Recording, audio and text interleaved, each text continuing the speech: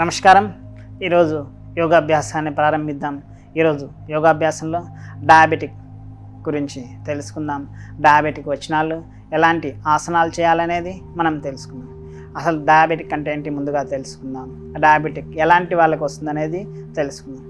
ఇప్పుడున్నటువంటి సిచ్యుయేషన్లో ఎవరైతే కరెక్ట్గా ఫిజికల్ వర్కౌట్ లేదు, మనం ప్యాంక్రియాసిస్ని యాక్టివ్గా ఉంచుకోలేకపోతామో వీళ్ళందరికీ కూడా డయాబెటిక్ వస్తుంది.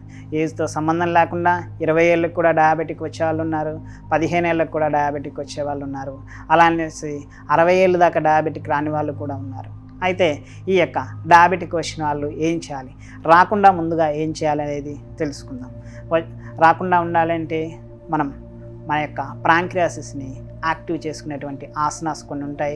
మన స్టమక్ సంబంధించినటువంటి ఆసనాస్, వాటిని యాక్టివ్గా ఉంచుకోవడం ద్వారాను మన లివర్ మరియు ప్యాంక్రియాసిస్ రెండింటిని యాక్టివ్గా ఉంచేటువంటి ఫుడ్ తీసుకోవడం ద్వారాను ఈ యొక్క డయాబెటిక్ రాకుండా మనం కంట్రోల్లో ఉంచవచ్చు. అయితే వచ్చిన వాళ్ళు ఏం చేయాలి? వచ్చిన వాళ్ళు ప్రతి ఒక్కరూ కూడా ఇన్సులిన్ అనేది తీసుకుంటూ ఉంటారు. దాని నుంచి తగ్గించుకోవాలంటే కరెక్ట్గా ఫిజికల్ వర్కౌట్ కరెక్ట్గా చేసుకుంటే డయాబెటిక్ని ఎలాంటి మందులు లేకుండా మనం మెయింటైన్ చేయవచ్చు. కొన్ని వందల మంది, కొన్ని వేల మంది కూడా ఇక్కడ హైదరాబాద్లోనే యోగా ద్వారా మనం డయాబెటిక్ కంట్రోల్ చేస్తూ ఉన్నారు.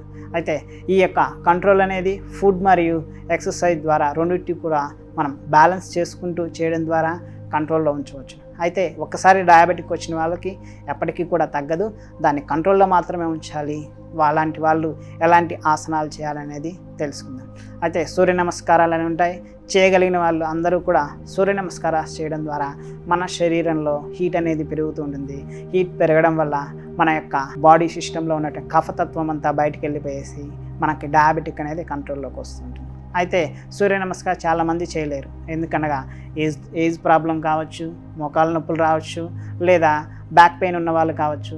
ఇలా రకరకాల హెల్త్ ఇష్యూస్ మనకి కాంబినేషన్లో ఉంటుంది. చాలామందికి థైరాయిడ్తో పాటు లేక డయాబెటిక్ కానీ, లేక బ్యాక్ పెయిన్తో పాటు డయాబెటిక్ కానీ, నీ పెయిన్స్తో పాటు డయాబెటిక్ రావడం కానీ, ఇలా రకరకాల కాంబినేషన్స్ వాళ్ళు హెల్త్ ఇష్యూస్ ఉన్నవాళ్ళు మనకి కొన్ని ప్రాణాయామాలు, కొన్ని చిన్న చిన్న ఆసనాల ద్వారా ఈ యొక్క డయాబెటిక్ని కంట్రోల్లో ఉంచవచ్చు.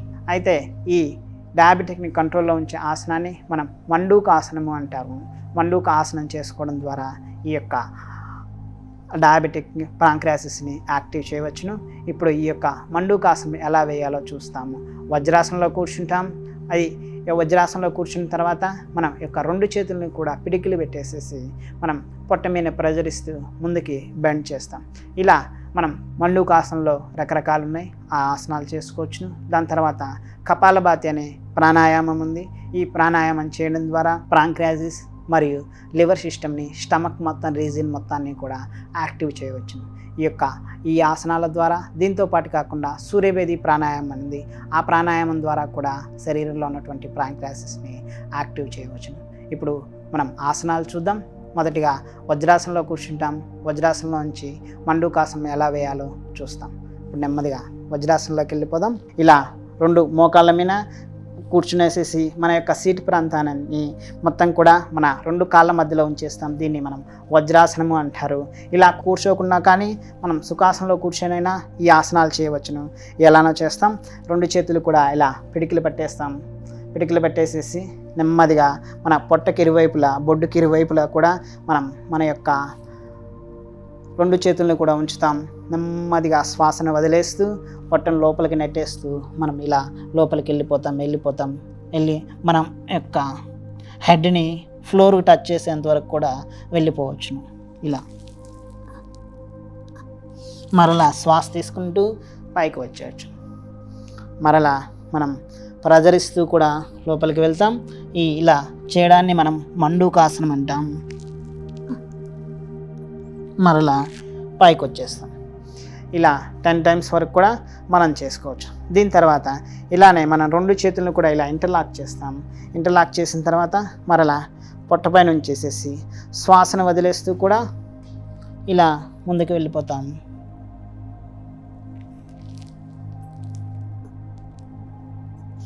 మరలా శ్వాస తీసుకుంటూ ఇలా పైకి వచ్చేస్తాం. మరలా శ్వాసను వదిలేస్తూ ఇలా ముందుకు వెళ్ళిపోతాం.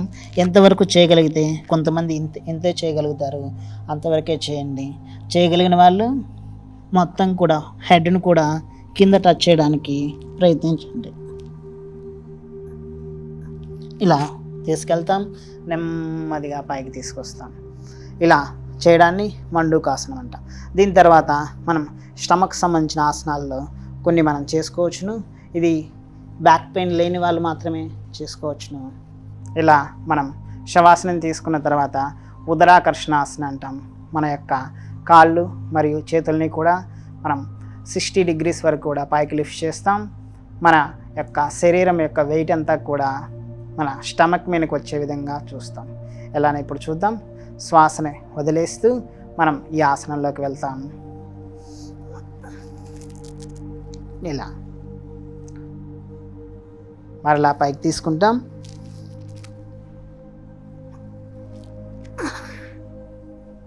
ఇలా చేయలేని వాళ్ళు, బ్యాక్ పెయిన్ ఉన్న వాళ్ళు మనం యొక్క 2 చేతుల్ని కూడా ఇలా నడుము కింద ఇలా ఉంచేసిన తర్వాత మన యొక్క కాళ్ళని స్ట్రైట్గా ఉంచుతాం. ఇలానే పైకి తీసుకెళ్తాం. ఇలా ఉంచేస్తాం.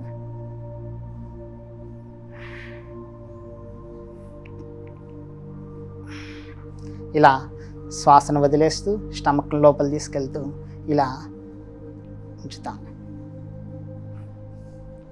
ఈ యొక్క ఆసనాలు చేసుకోవడంతో పాటు నెమ్మదిగా శ్వాస మళ్ళీ నార్మల్ అయ్యేంత వరకు కూడా శవాసనం తీసుకున్న తర్వాత మరలా లేచి కూర్చుంటాం.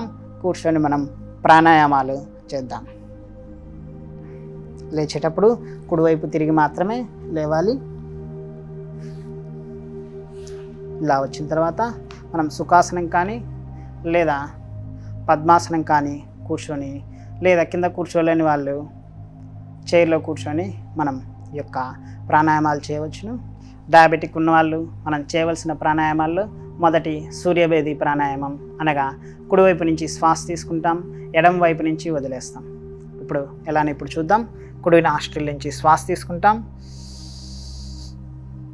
ఎడమ వైపు నుంచి వదిలేస్తాం. మరలా కుడివైపు నుంచి శ్వాస తీసుకుంటాం, ఎడమ వైపు నుంచి వదిలేస్తాం. ఇలా 21 times వరకు కూడా చేసుకోవచ్చు. దీని తర్వాత మనం కపాలభాతి ప్రాణాయామం అంటాం. అనగా స్టమక్ లోపల తీసుకెళ్తూ మన యొక్క శ్వాసని బయటికి వదిలేస్తాం. మనం ఎంత ఫోర్స్గా చేస్తామో అక్కడ మనకు ఆ ప్రెజర్కి మనకి బ్లడ్ సర్క్యులేషన్ మరియు ప్రాంక్రియాసిస్ అనేది యాక్టివేషన్ జరుగుతుంది. ఇప్పుడు ఎలానో చేద్దాం. ఇది చేసేటప్పుడు మనం 2 చేతుల్ని సమాన ముద్ర అంటాం. ఇలా ముద్ర పెట్టుకోవచ్చు, లేదా ఫ్రీగా వదిలేయవచ్చును. ఇలా బ్యాక్ బోన్ స్ట్రైట్గా ఉంచుతాం. శ్వాసను వదిలేస్తూ పొట్టను లోపలికి తీసుకెళ్తాం. ఎలానో ఇప్పుడు చూపిస్తాను చూడండి.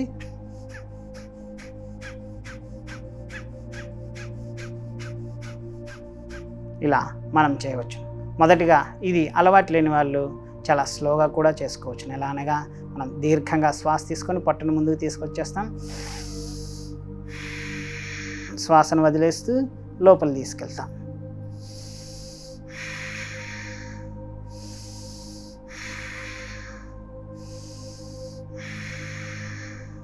ఇలా మనం రోజుకి 100 times వరకు కూడా చేసుకోవచ్చు. అయితే ఈ యొక్క కపాలభాతిని బెల్లీ ఫ్యాట్ ఉన్న వాళ్ళు కానీ, ఎక్కువ స్టమక్ ఉన్న వాళ్ళు కానీ, లేక డెలివరీ అయిన తర్వాత వాళ్ళకి పొట్ట తగ్గడానికి కోసం కానీ ఈ యొక్క ప్రాణాయామం చేయవచ్చు.